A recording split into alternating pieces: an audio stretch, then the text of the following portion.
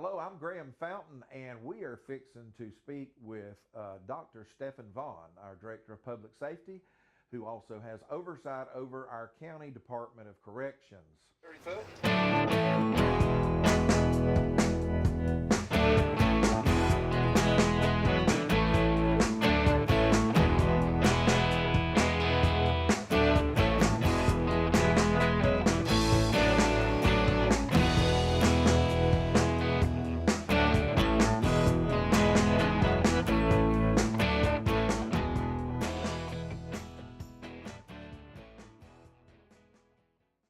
Stefan, good afternoon.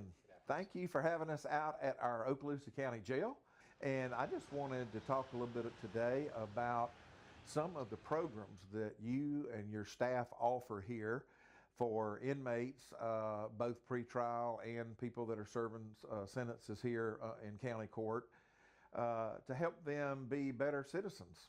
We have a strong community-oriented approach, and that is that we truly believe that a way of preventing those individuals from coming back into custody is by ensuring that we provide them ample opportunity with programs that can help enrich their lives and put them in a good position for success so that we don't have to see them again inside the jail, or ensure that those folks that do need to be here, there's plenty of room for them here. So.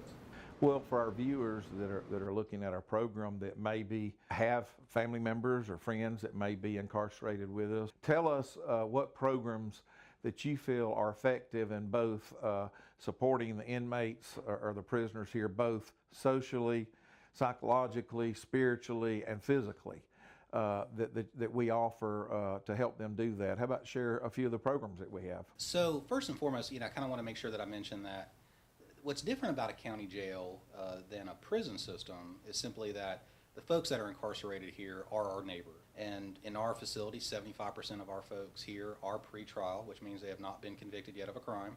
We provide, should I say, a GED program for folks who need to get to get their high school diploma or complete their education to at least get into a place where they can get a job or get into further schooling if they would like. Saw in the paper that there was a need for a lot of folks in the food service industry.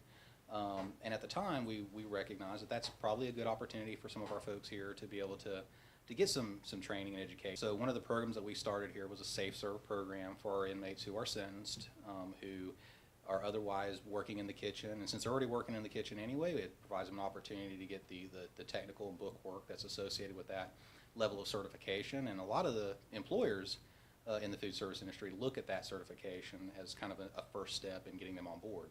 From time to time we get calls where people are worried about medical conditions, psychological conditions, whatever. And just generally speaking, tell our audience a little bit about what we do. Inmate health care and medical care is one of our largest investments inside the facility.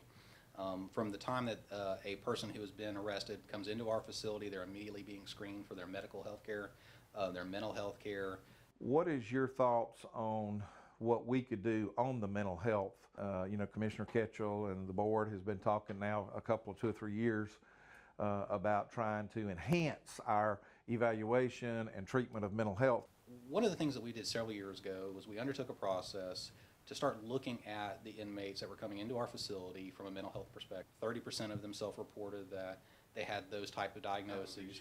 But we arguably would say that probably a significant larger portion of that, maybe half or better of our inmates that come in the door, have some kind of a mental health illness or a co-occurring substance abuse disorder. One of the things that we've already started doing here inside of our facility is we increased our number of licensed mental health workers, but that's probably the largest deficit that we have here locally is a strong network outside of the facility. As far as a handoff for folks once they leave our facility, who do we give them to help continue their care?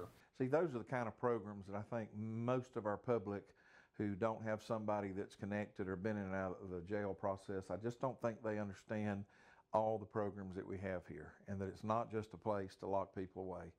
Well, Dr. Vaughn, I think that's kind of wrapping up what we've got today. I sure appreciate all the work you and your team do, and Chief Esmond and all the staff here do a great job, and thank y'all so much for being attentive to the public and to us at the commissioner's level, and I think that's what we'll have for the day, and I sure appreciate you being here.